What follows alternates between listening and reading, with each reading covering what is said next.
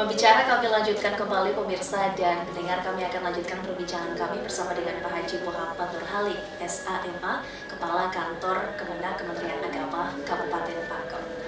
Baik Pak, membahas seputar selain haji dan sunnah integritas, Kementerian Agama juga fokus terhadap sosialisasi moderasi beragama.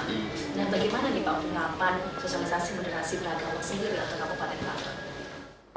Ya, bicara tentang moderasi beragama di Kementerian Agama Kabupaten Pangkep adalah sesuatu yang menjadi kata kunci. Kerukunan umat beragama itu penting. Harus dimulai dengan kerukunan itu sendiri. Jadi masyarakat itu harus rukun, harus harmoni, dan dia harus berkualitas. Nah, ketika bicara tentang kerukunan umat beragama, tentunya kita bisa mengatakan bahwa ini bisa terjadi antar umat beragama dengan agama yang lain, itu harus rukun. Bagaimana cara merukunkannya? Setiap umat beragama harus bisa memahami bagaimana ajaran agamanya masing-masing. Ketika dia tidak paham ajaran agamanya masing-masing, maka moderasi beragama akan susah kita dapatkan. Kenapa? Karena masyarakat sudah tidak rukun. Nah, bicara tentang moderasi ini, kerukunan antar umat beragama, yang saya katakan tadi adalah bagaimana mereka memahami ajaran agamanya masing-masing. Satu contoh, ketika orang Islam mengumandangkan azan di masjid, agama lain yang mengatakan adalah moderasi beragama, yang mengikuti moderasi beragama ini, dia harus paham, oh beginilah cara orang Islam ketika mau bertemu Tuhannya, gitu. Melalui azan, melalui sholat. Agama lain tidak usah lagi berkata, kenapa kamu sih caranya begitu? Gitu. Tidak usah, harus paham bahwa oh caranya begitu. Nah, moderasi beragama bagi umat beragama ini menciptakan kerukunan ketika orang Islam juga mendengarkan lonceng gerejanya ya. Kalau gerejanya mereka mau misa pertama, misa kedua, kan dibunyi juga loncengnya, tintong, tintong, tintong. Orang Islam ketika yang bertanya, begitukah orang, kenapa mesti begitu kasih bunyi-bunyi lonceng? Langsung kita orang yang mengerti moderasi beragama, menciptakan kerukunan itu harus bisa menjelaskan kepada umat Islam yang bertanya, oh begitulah cara saudara kita ketika dia mau beribadah, menyembah kepada Tuhannya. Begitu juga umat Hindu Buddha, ada kelenteng, ada piharanya. Inilah yang harus kalian memahami bahwa oh beginilah tata cara mereka melaksanakan agama, sehingga moderasi beragama tidak terlalu susah untuk kita wujudkan, bahwa ada pemahaman setiap umat beragama bahwa dia bisa menjalankan agamanya masing-masing. Ketika dia bertemu dengan yang tidak sesuai dengan ajaran agama, dia bisa memaknai bahwa itulah cara dia. Jadi lebih kepada perilaku kita ya, Pak, kepada sesama. Ya. Baik, nah kalau dilihat nih Pak dari letak geografis Pangkep ini kepulauan, nah bagaimana kemudian penguatan moderasi beragama untuk di daerah-daerah terpencil, Pak? Ya, penguatan moderasi beragama karena ini Pangkep adalah daerah kepulauan, di mana kepulauannya itu ada 4 ya. Ada Kecamatan Kalmas, ada Liukan Tangaya, ada Tupak Biring, ada Tupak Biring Utara. Keempat kecamatan ini berada di pulau. Bahkan Kalmas ini berbatasan dengan Kalimantan Selatan. Lebih dekat ke Kalsel daripada ke Kota Pangkep. Nah, bagaimana cara kita untuk moderasi beragama ini di kecamatan? Kami ada penyuluh tingkat kecamatan. Inilah yang kami panggil, inilah yang kita training dia. Kemudian kita sampaikan bagaimana penting itu moderasi beragama kepada masyarakat. Dan mereka lah yang akan penyambung lidah sampai ke tingkat kecamatan, sampai ke tingkat desa. Jadi tidak terlalu susah untuk Kementerian Agama mewujudkan yang namanya moderasi beragama, karena kami punya perangkat sampai ke tingkat desa. Jadi memang ada penyuluh yang langsung jadi terbentuk ya Pak ya. Nah, bagaimana kemudian Pak kerjasama dengan pemerintah Kabupaten Pangkep dalam penguatan moderasi beragama ini? Ya, penguatan kerjasama dengan pemerintah daerah dalam hal ini bupati, kemudian masuk di asisten 1 bagian pemerintahan, ada kabak kesranya. Pemerintah daerah melihat bahwa Kementerian Agama bicara tentang agama, sepertinya diserahkan penuh kepada Kementerian Agama. Bagaimana mengelola dengan baik ini? Masyarakat bisa terwujud kemakmurannya ketika mereka sesama umat beragama bisa berdampingan, bisa berjalan dengan bagus. Nah, Itu saya membuktikan bagaimana masyarakat dengan pemerintah, dengan Kementerian Agama bisa berjalan dengan bagus. Ketika tokoh-tokoh agamanya, tokoh-tokoh agama di masyarakat atau di kabupaten itu bisa berjalan dengan bagus dan dekat dengan umaranya. Jadi Kementerian Agama harus dekat dengan pemerintah daerah. Jadi kami dengan bupati, dalam selang-selang waktu kadang-kadang kami berbicara bagaimana masyarakat kita yang ada di Pangkep ini, yang mana tagline-nya itu Pangkep hebat dan religius. Jadi Pangkep itu cukup bagus sekali, dia punya tagline-nya itu menuju Pangkep hebat dan religius.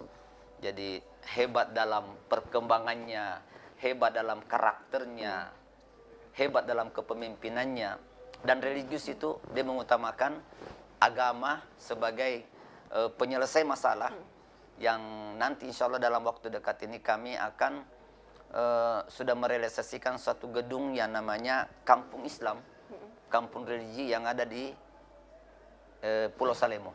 Seperti apa itu kampung? Ya, Kampung Salemo itu, Kampung Islam itu di sini nanti akan kita gambarkan karena yang bertanggung jawab di semua pengelolaan asrama, kemudian kurikulum hafiz.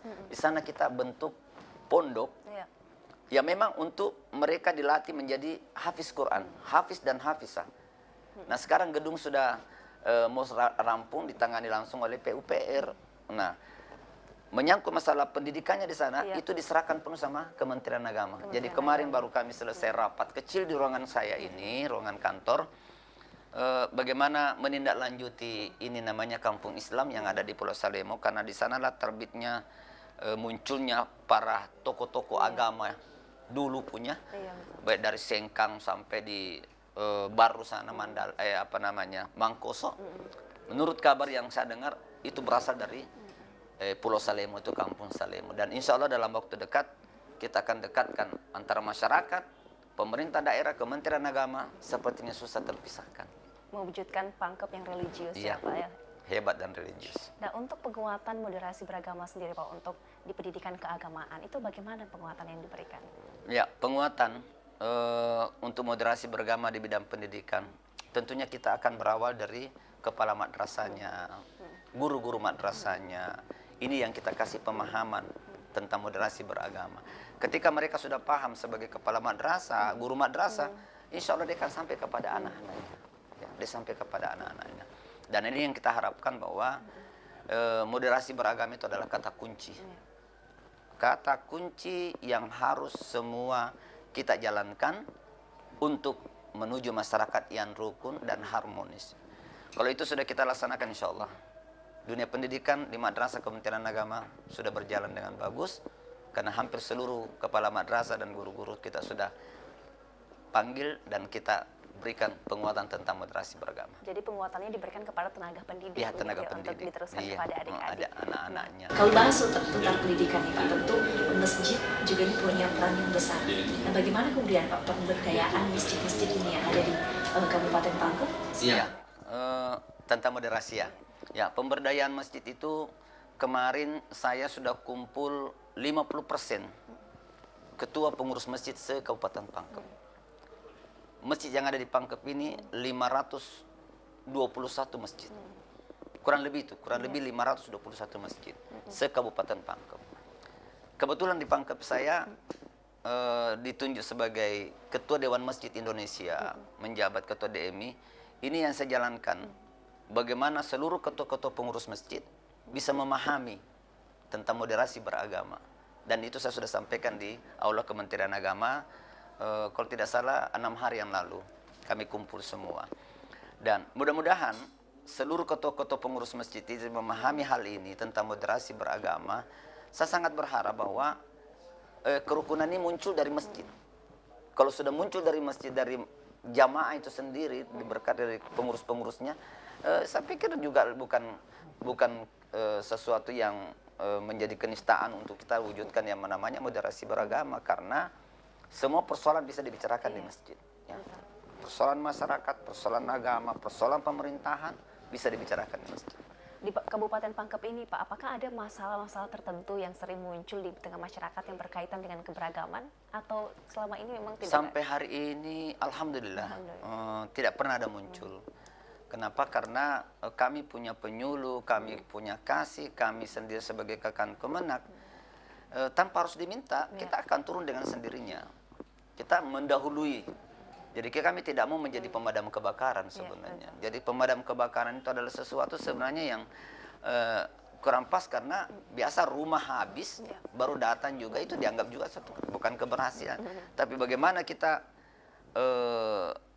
mendahului ini persoalan sebelum terjadi masalah, kita sudah obati. Memang lebih bagus mengobati daripada, lebih baik mencegah daripada mengobati.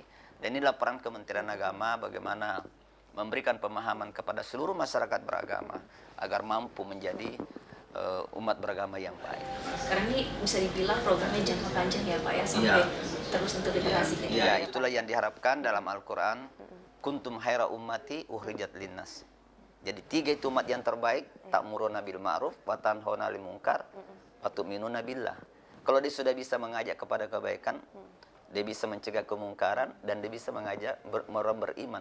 Ketiga-tiganya ini adalah tulang punggungnya yang namanya moderasi beragama. Kalau mereka sudah paham semua itu, setiap beragama, ajaklah sesama umatnya berbuat baik. Ajaklah seluruh umatnya untuk mencegah namanya kejelekan, kemungkaran. Semuanya imannya bagus, keyakinannya kepada Tuhannya masing-masing bagus. Baik, dan semoga juga lewat kesempatan ini semakin banyak juga masyarakat yang bisa lebih mengenal lebih jauh lagi seputar generasi beragama. Baik pemirsa dan pendengar, kami akan lanjutkan kembali Bicara Makassar Bicara usai jeda berikut ini.